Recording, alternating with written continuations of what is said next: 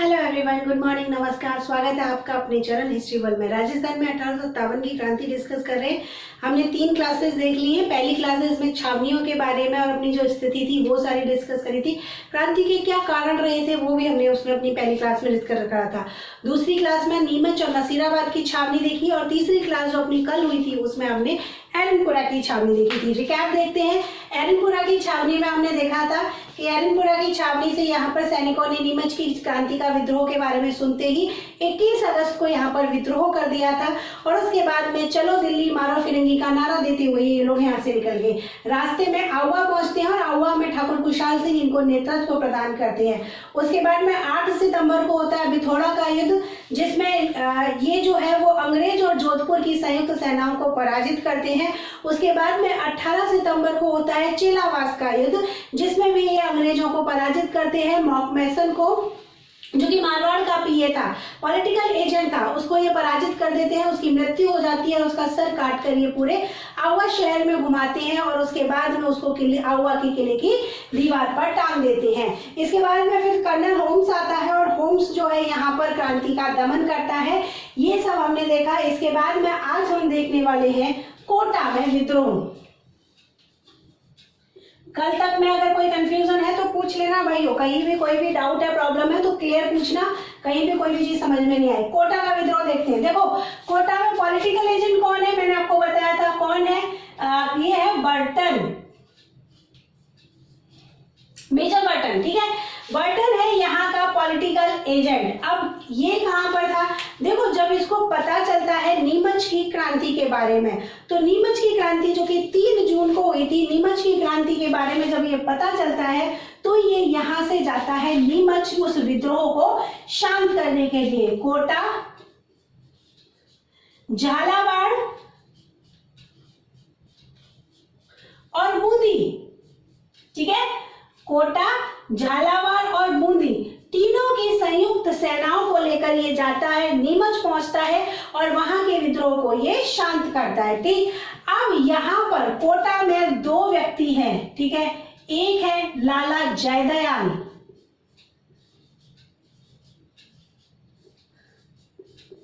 ठीक, और दूसरा है मेहराब खान।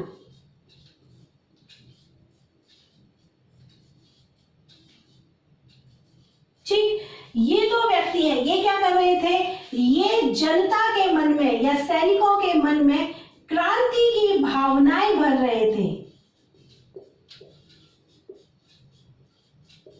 ठीक है, ये क्या कर रहे थे, यहाँ के जनता के मन में, सैनिकों के मन में क्रांति की भावनाएं पैदा करने की कोशिश कर रहे थे। अब ये बर्टन गया था वहां पर नीमच, नीमच से ये वापस आता है 12 अक्टूबर को।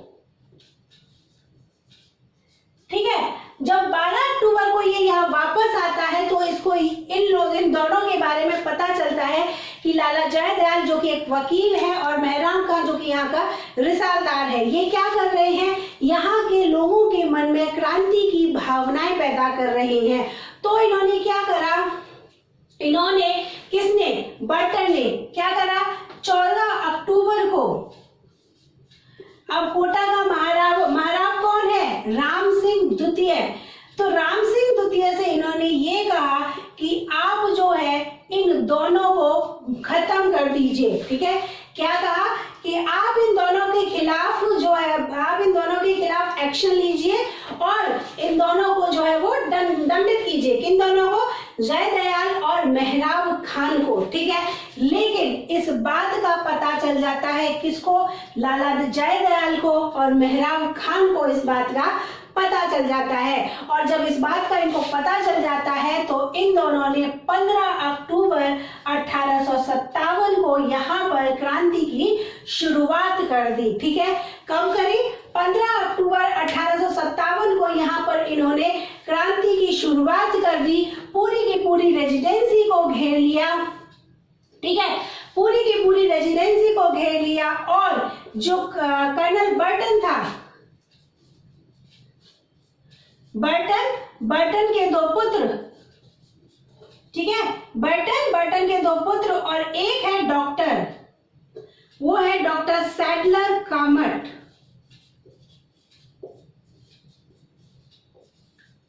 काटम, सॉरी, ठीक है। इन तीनों की ये क्या कर देते हैं, हत्या कर देते हैं। ये सारे क्रांतिकारी मिल जाते हैं और ये यहाँ पर क्रांति शुरू कर देते हैं, विद्रोह कर देते हैं, पूरी की पूरी रेजिडेंसी को घेर लेते हैं। बर्टन के 2 पुत्र और सैडलर, डॉक्टर सैडलर काटम को ये यहाँ पर खत्म कर देते हैं। और क्या करते हैं, राम सिंह को उसके किले में, उसके महल में ये लोग नजरबंद कर देते हैं। राम सिंह को उसके किले में, उसके महल में ये लोग नजरबंद कर देते हैं। अब जैसे आउवा में मैंने आपको बताया था मॉकमेसन का सिर काटकर पूरे शहर में घुमाया गया, वैसे ही यहाँ भी क्रांतिकारी क्या करते हैं, यहाँ के पॉलिटिकल एजेंट बर्टन का सिर काटते हैं और बर्टन का सिर काटकर पूरे कोटा शहर में घुमाते हैं। बर्टन का सिर काटकर पूरे कोटा शहर में घुमाते हैं। और जब ये यहाँ पर राम सिंह द्वितीय को नजरबंद कर देते हैं तो ऑब्वियसली ये मदद मांगेगा। किससे मदद मांगेगा, तो भाई जिसके प्रति स्वामी भक्त है मदद भी उसी से मांगेगा, है ना। तो ये किससे मदद मांगता है, ये एजीजी से मदद मांगता है। और एजीजी कौन है यहाँ पर, पैट्रिक लॉरेंस। तो ये एजीजी से मदद मांगता है और एजीजी यहाँ पर सेना भेजते हैं जनरल रॉबर्ट्स के नेतृत्व में।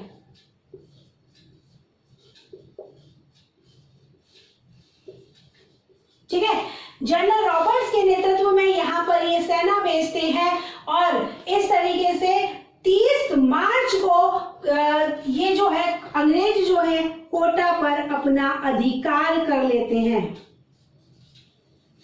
ठीक है, 30 मार्च 1858 को, क्योंकि 57 तो जी चल ही रहा है, अब आ जाता है 58।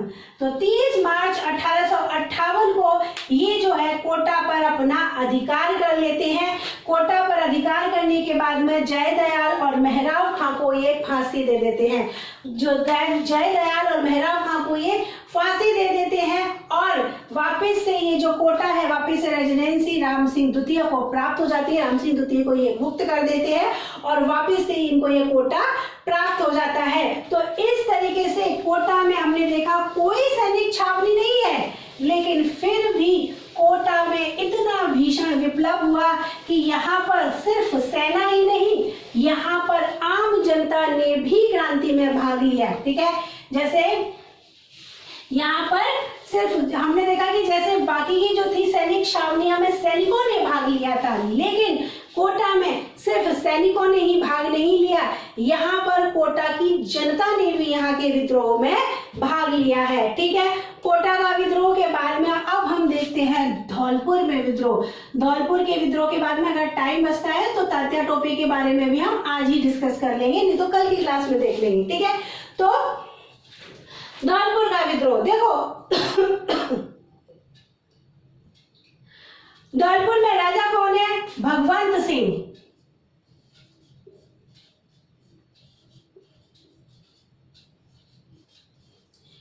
क्या कोई सैनिक छावनी है, नहीं, सैनिक छावनी नहीं है। जरूरी नहीं है विद्रोह वही हुआ है जहाँ सैनिक छावनी हो, क्योंकि हमने देखा है भरतपुर में भी विद्रोह बिना सैनिक छावनी के हुआ था। ठीक है, तो यहाँ पर कौन कौन है राजा, भगवंत सिंह है। अब ये जो भगवंत सिंह है ये कौन है, देखो अधिकतर यहाँ के जो राजपूताना के राजा थे वो अधिकतर राजा ऐसे थे जो कि अंग्रेजों के मित्र थे या अंग्रेजों के स्वामी भक्त थे।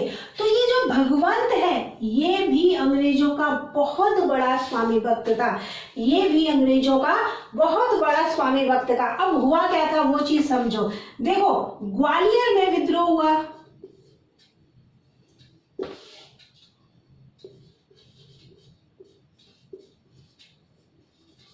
जैसे कि अभी हमने उसमें देखा था नीमच से अंग्रेज भागे थे ना जान बचाकर, वैसे ही जब ग्वालियर में विद्रोह होता है तो ग्वालियर से कुछ अंग्रेज भागते हैं, अंग्रेज अपनी जान बचाकर भागते हैं। और जब ये अंग्रेज जान बचाकर भागते हैं तो रास्ते में ये धौलपुर पहुंचते हैं।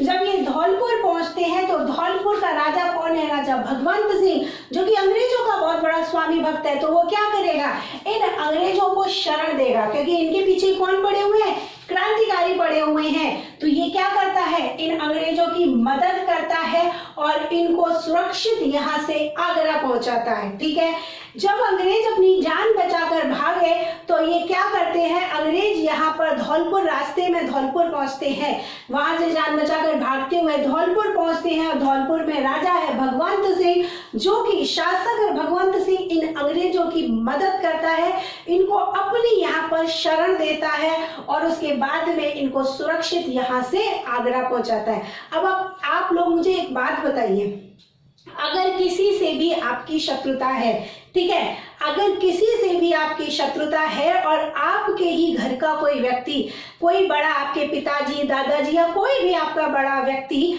उन ही शत्रुता वाले व्यक्तियों को ही आपके घर में शरण दे तो आपको कैसा लगेगा? ऑब्वियसली बुरा लगेगा। तो यही ऐसा यहाँ पर हुआ जब इन्होंने अंग्रेजों को मदद करी, यहाँ के शासक भगवंत सिंह ने इन अंग्रेजों की सैनिकों की मदद करी, तो ये जो है यहाँ के लोगों को अच्छा नहीं लगा, यहाँ के सैनिकों को अच्छा नहीं लगा। ऊपर से क्या हुआ, ग्वालियर के यहाँ जो है सैनिक अंग्रेजों का पीछा करते हुए क्रांतिकारी आ रहे थे, ग्वालियर के और इंदौर के, ठीक है, ग्वालियर के और इंदौर के क्रांतिकारी इन अंग्रेजों का पीछा करते हुए आ रहे थे। और ये लोग, क्योंकि यहाँ के जो खुद यहाँ की जनता और यहाँ के जो सैनिक थे वो तो पहले से इनके खिलाफ थे, तो यहाँ के स्थानीय सैनिकों के साथ में मिलकर इन्होंने धौलपुर में विद्रोह किया। ठीक है, यहाँ के स्थानीय सैनिकों के साथ मिलकर यहाँ पर इन्होंने धौलपुर में विद्रोह किया। ठीक है, राजपूताना में धौलपुर एकमात्र ऐसी जगह जहां पर विद्रोह वहां के व्यक्तियों के द्वारा नहीं किया गया, बल्कि बाहर से आई हुई सेना के क्रांतिकारियों के द्वारा किया गया। ठीक है, ग्वालियर के और इंदौर के व्यक्तियों ने, ग्वालियर और इंदौर के सैनिकों ने, क्रांतिकारी सैनिकों ने यहाँ के स्थानीय सैनिकों के साथ मिलकर विद्रोह किया। और इस विद्रोह का नेतृत्व किसने किया? तो नेतृत्व किया है रामचंद्र और हीरालाल ने।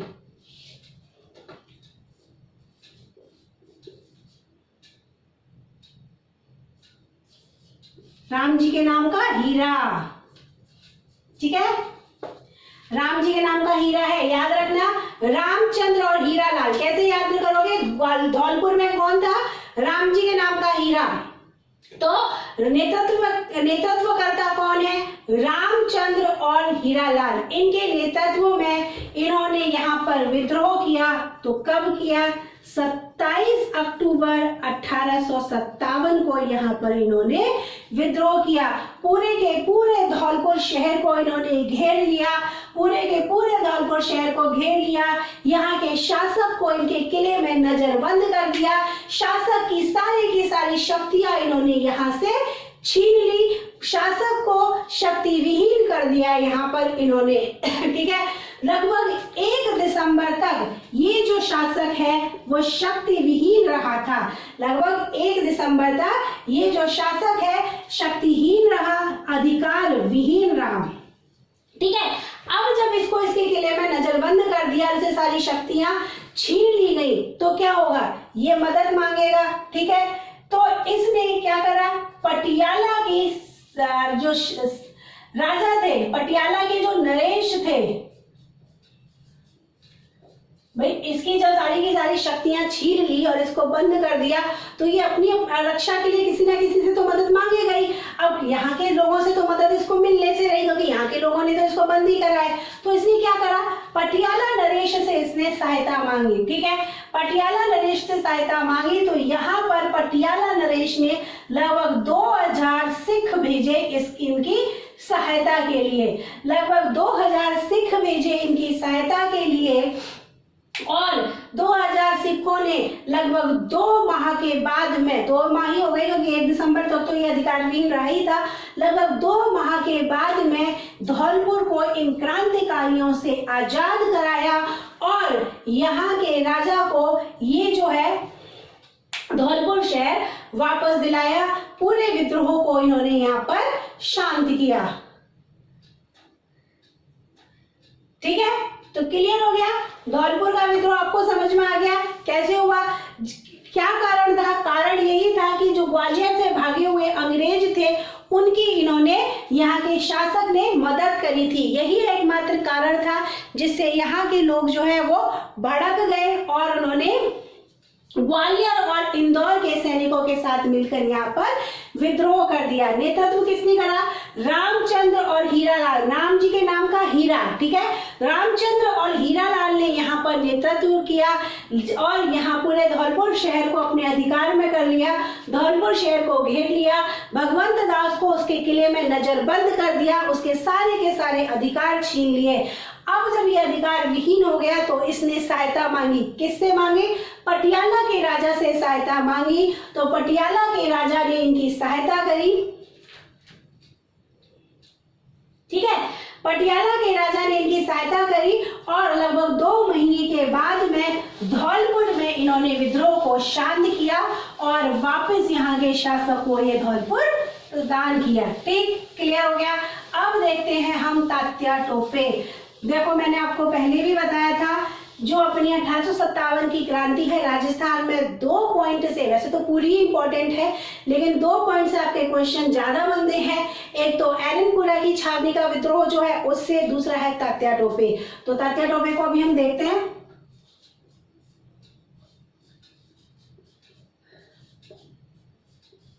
ठीक है, तात्या टोपे, हमने देखा ही था कि जब भारत में जो क्रांति हुई थी, भारत के परिप्रेक्ष्य में हमने जब डिस्कस करा था, कानपुर में भी हमने देखा था, उसके बाद में झांसी में भी इन्होंने झांसी की रानी को मदद प्रदान करी थी, तो वो सब हम देख चुके हैं। तो यहाँ पर पूरा अच्छे से डिस्कस करते हैं, कौन है ये, कहाँ से आए, क्या है, ये सारा देखते हैं। देखो मूल नाम इनका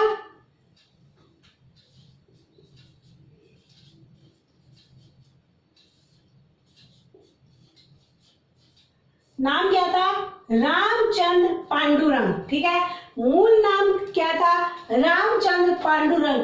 कौन थे, नाना साहेब, नाना साहेब आप सबको ही पता है,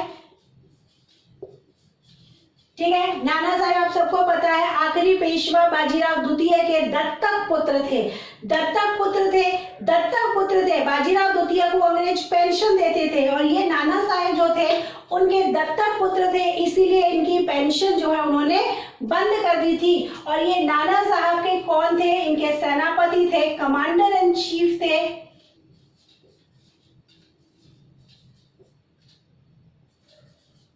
ठीक है, इनके सहयोगी थे, इनके वफादार थे, स्वामी भक्त थे नाना साहेब, ठीक है, ये सारा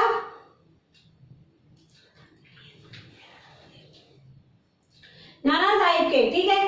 तो इन्होंने कानपुर में जब नाना साहेब ने विद्रोह किया था वहां पर इन्होंने नाना साहेब की मदद करी थी और जब नाना साहब यहाँ से नेपाल चले गए थे उसके बाद में इन्होंने झांसी की रानी की भी मदद करने के लिए गए थे, ठीक है। लेकिन जब वहां से भी झांसी की रानी भी पराजित हो गई, वो विद्रोह शांत हो गया, तो ये यहाँ पर राजस्थान में प्रवेश करते हैं। अब देखो राजस्थान में इनके प्रवेश को लेकर के बहुत सारे क्वेश्चंस बनते हैं, सारे क्वेश्चंस को एक एक करके अभी हम यहाँ पर देखते हैं। ग्वालियर के दमन के बाद में इन्होंने राजस्थान में प्रवेश किया, क्यों किया, देखो 23 जून 1857 को हम जानते हैं कि अलीपुर में अंग्रेजों से पराजित हो जाने के बाद में 23 जून 1857 को अलीपुर में अंग्रेजों से पराजित हो जाने के बाद में ये जो है तात्या टोपे जो है राजस्थान में आते हैं। क्यों आते हैं, ब्रिटिश विरोधी भावना लेकर यहाँ पर आते हैं कि जिससे इनको यहाँ पर रसद की और सैनिक सहायता मिल सके, ठीक है, अंग्रेजों के खिलाफ सैनिक सहायता मिल सके और धन मिल सके, ये सोचकर यहाँ पर ये राजस्थान में आते हैं।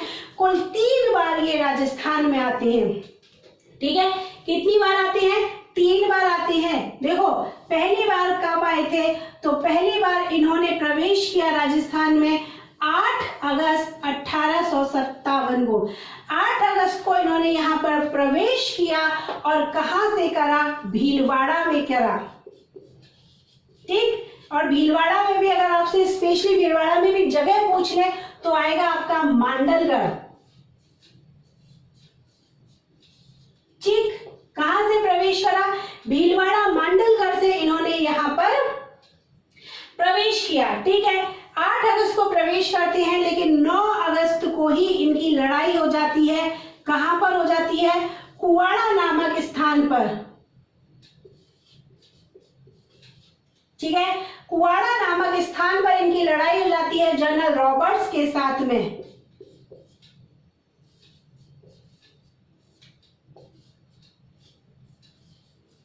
ठीक है।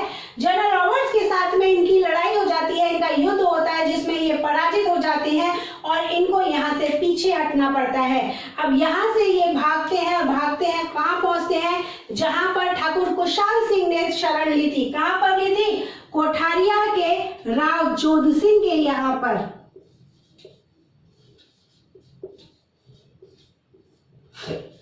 कहां पर शरण लेते हैं? ये कोठारिया के राव जोध सिंह के यहाँ पर शरण लेते हैं। लेकिन ये जो रॉबर्ट्स है ना, इस रॉबर्ट्स की सेना इनका यहाँ भी पीछा कर रही है। रॉबर्ट्स की सेना इनका यहाँ भी पीछा कर रही है और यहाँ पर इनका 14 अगस्त को फिर वापस से युद्ध होता है रूपनगढ़ में, ठीक है। 14 अगस्त को रूपनगढ़ में इनका फिर से युद्ध होता है और ये फिर से पराजित हो जाते हैं। तो जब यहाँ से पराजित हो जाते हैं तो ये कहाँ चले जाते हैं? ये एमपी चले जाते हैं, ठीक है। यहाँ से ये पराजित हो जाते हैं,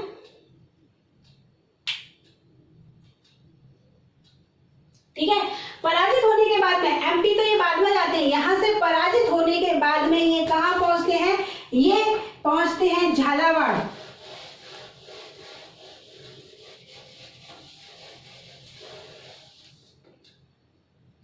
14 अगस्त तक हमने देख लिया,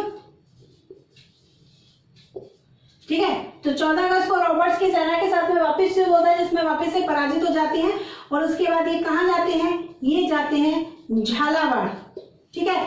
झालावाड़ ये पहुंचते हैं और झालावाड़ में ये वहां का जो शासक है, झालावाड़ का शासक कौन है? तो शासक है पृथ्वी सिंह। पृथ्वी सिंह को ये वहां गद्दी से हटा देते हैं और झालावाड़ पर अपना अधिकार कर लेते हैं और फिर ये यहाँ से एमपी के लिए वापस हो जाते हैं, ठीक है। यहाँ तक पहली बार की कहानी समझ में आ गई। 8 अगस्त को ये भीलवाड़ा में प्रवेश करते हैं, लेकिन 9 अगस्त को ही इनकी लड़ाई हो जाती है जनरल रॉबर्ट्स की सेना के साथ में। जनरल रॉबर्ट्स इनको यहाँ से पराजित कर देता है तो इनको वापस पीछे आना पड़ता है। पीछे आते हैं तो ये कहाँ पर? जोधपुर के कोठारिया के राव जोध सिंह के यहाँ पर, ठीक है। कोठारिया के राव जोध सिंह के यहाँ पर ये शरण लेते हैं ठाकुर जोध सिंह के यहाँ पर, जहां पर ठाकुर कुशाल सिंह ने भी शरण ली थी। आउवा के समय मैंने आपको बताया था, वहीं पर ये शरण लेते हैं। लेकिन रॉबर्ट्स की सेना जो कि इनका पीछा कर रही होती है वो यहाँ आ जाती है और 14 अगस्त को इनकी इनसे लड़ाई होती है जिसमें ये पराजित होते हैं। तो ये वहां से भी भाग निकले और कहाँ पहुंचे? झालावाड़ पहुंचे। झालावाड़ में ये पृथ्वी सिंह को, वहां के शासक पृथ्वी सिंह को ये गद्दी से हटा देते हैं और झालावाड़ पर अपना अधिकार कर लेते हैं। फिर वहां से ये कहाँ जाते हैं? एमपी चले जाते हैं, ठीक है। पहली बार की कहानी क्लियर। अब आते हैं दूसरी बार। दूसरी बार में इन्होंने प्रवेश किया, ठीक है। दूसरी बार ये कब आए? तो दूसरी बार में ये आते हैं दिसंबर 1857 में और दूसरी बार में ये सबसे पहले कहाँ प्रवेश करते हैं? तो बांसवाड़ा में ये सबसे पहले प्रवेश करते हैं, ठीक है। देखो क्वेश्चन बनते हैं, सबसे पहली बार राजस्थान में तात्या टोपे ने कहाँ प्रवेश करा, दूसरी बार कहाँ प्रवेश करा, तो इन चीजों को अच्छे से याद करना। दूसरी बार ये कहाँ प्रवेश करते हैं? दिसंबर 1857 में राजस्थान में प्रवेश करते हैं और बांसवाड़ा में प्रवेश करते हैं और 11 दिसंबर को ये बांसवाड़ा पर अधिकार कर लेते हैं, ठीक है। 11 दिसंबर को ये बांसवाड़ा पर अधिकार कर लेते हैं। उसके बाद में ये कहा, यहाँ का जो महारावल होता है, बांसवाड़ा का महारावल नाम क्या है? लक्ष्मण सिंह। यहाँ का जो महारावल है, जो शासक है, नाम क्या है? लक्ष्मण सिंह। वो क्या होता है? यहाँ से भाग जाता है, ठीक है। लक्ष्मण सिंह यहाँ से भाग जाता है, बांसवाड़ा पर इनका अधिकार हो जाता है। इसके बाद में यहाँ से ये कहाँ पहुंचते हैं? ये प्रतापगढ़ पहुंचते हैं। यहाँ से कहाँ पहुंचते हैं? यहाँ से चलते हैं ये आगे प्रतापगढ़। प्रतापगढ़ पहुंचे तो प्रतापगढ़ में इनको रोक दिया गया। रोक दिया गया मतलब मेजर रॉक की सेना ने इनको पराजित कर दिया। ठीक है, मेजर रॉक की सेना ने इनको पराजित कर दिया। याद रखना, बांसवाड़ा में विजयी हो गए लेकिन प्रतापगढ़ में इनको रोक दिया। रोक दिया मतलब प्रतापगढ़ में मेजर रॉक की सेना ने इनको पराजित कर दिया। यहां से ये टोंक जाते हैं और टोंक में तो हम सब जानते हैं, टोंक में ये इन्होंने टोंक पर अपना अधिकार करते हैं, टोंक में ये विद्रोह कराते हैं। इसके बाद में ये वापस चले जाते हैं। फिर ये तीसरी बार राजस्थान में आते हैं और तीसरी बार में ये कहां पर आते हैं, तो ये तीसरी बार में आते हैं सीकर में।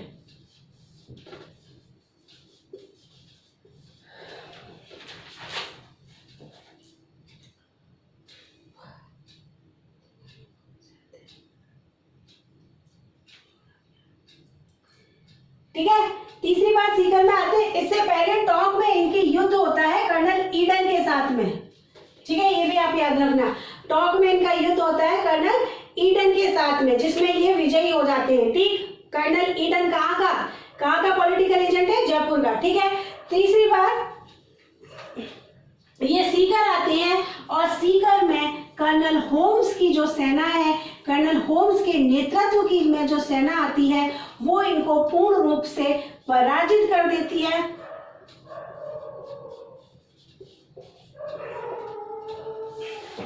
ठीक है, पूर्ण रूप से ये इनको पराजित कर देती है और यहां से ये कहाँ जाते हैं? ये यहाँ से पहुंचते हैं नरवर। जब यहाँ ये पराजित हो जाती हैं तो नरवर में जागीरदार है, इनका जो मित्र है, नाम क्या है? मान सिंह नरूका। ये जो मान सिंह नरूका है ये तात्या टोपे का मित्र है। ठीक है, ये तात्या टोपे का मित्र है और ये इसे ये कहता है कि आप मेरे पास आ जाइए और मैं आपको रसद और सैनिक की व्यवस्था कराऊंगा। तो ये अपने फ्रेंड नरवर के जागीरदार मान सिंह नरूका के पास पहुंच जाते हैं, लेकिन ये मान सिंह नरूका इनके साथ विश्वासघात करता है और ये क्या करता है? नरवर के जंगलों में इनको अंग्रेजों को पकड़वा देता है। ठीक है, नरवर के जंगलों में इनको अंग्रेजों को पकड़वा देता है और जहां उसके बाद में जो अंग्रेज हैं इनको 18 अप्रैल 1859, याद रखना ये तारीख, 18 अप्रैल 1859 को ये अंग्रेज जो हैं तात्या टोपे को फांसी की सजा दे देते हैं। ठीक है, याद रखना 18 अप्रैल 1859 को अंग्रेज जो है तात्या टोपे को फांसी की सजा दे देते हैं।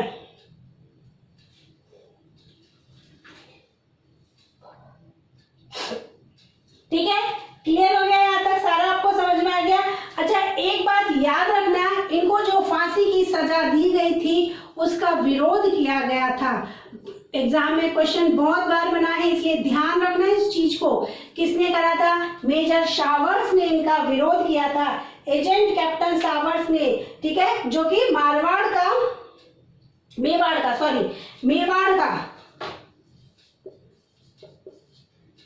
का पॉलिटिकल एजेंट है कैप्टन शावर, मेजर शावर्स ने इस फांसी का विरोध किया था और क्या कहा था? इन्होंने कहा था कि इतिहास में तात्या टोपे को फांसी देना ब्रिटिश सरकार का एक अपराध समझा जाएगा और आने वाली पीढ़ी हमसे ये पूछेगी कि इस सजा के लिए स्वीकृति किसने दी और किसने इसकी पुष्टि की। ठीक है, तो एग्जाम में क्वेश्चन आपको कई बार मिलता है देखने के लिए। प्रीवियस एग्जाम में आप देखोगे कि किसने इस फांसी का विरोध किया था या तात्या टोपे की फांसी का विरोध किसने किया था? तो मेवाड़ का, उदयपुर का पॉलिटिकल एजेंट है मेजर शावर्स, उसने इस फांसी का विरोध किया था। यहाँ पर सारी क्रांति अपनी कंप्लीट होती है। कल की क्लास में अब एक बार हम देखेंगे कि हमारी ये क्रांति असफल हुई थी तो क्यों हुई थी। ठीक है, कुछ इंपॉर्टेंट फैक्ट रह गए हैं वो हम कल की क्लास में डिस्कस करेंगे। आज का वीडियो अगर आपको पसंद आए तो वीडियो को लाइक कीजिए, दोस्तों के साथ में शेयर कीजिए, चैनल को सब्सक्राइब कीजिए। मिलते हैं कल, तब तक थैंक यू सो मच।